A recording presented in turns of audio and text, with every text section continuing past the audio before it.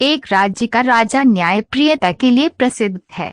एक बार उसके सामने एक अजीब मामला आया जिसमें तय कर पाना मुश्किल था कि कौन अपराधी है। मामला कुछ इस तरह था कि एक भिखारी रास्ते से गुजर रहा था, तभी उसकी नजर पैसे से भरे एक बटुए पर पड़ी। उसने उसे उठाकर देखा तो उसमें 100 मोहरें थी। उसने सोचा इसे राजकीय विभाग में दे देना चाहिए। उसके ऐसा सोचते ही वो वहां से निकल पड़ा।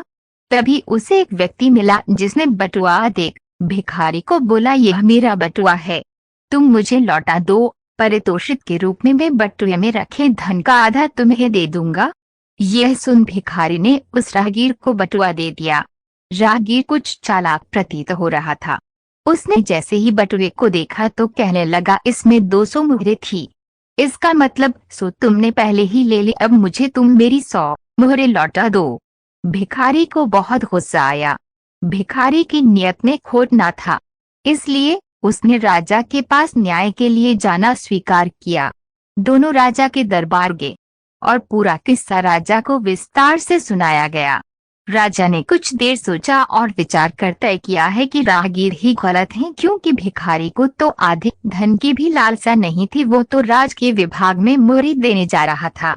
जिस तरह से रास्ते में राहगीर ने ये सौदेबाजी की है, मतलब वो इस बटुए में रखी धनराशि के बारे में जानता था।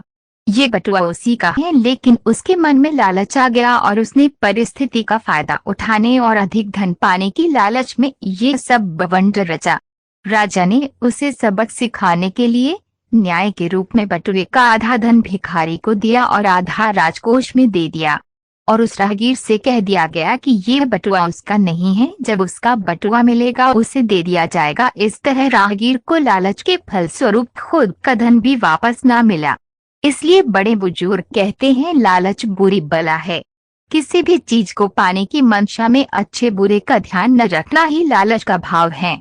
जिस वस्तु पर आपका कोई अधिकार न हो उसे पाने की चाह भी लालच का स्वरूप है। इस भाव से सदैव दूर रहे, क्योंकि ये विनाश का रास्ता है।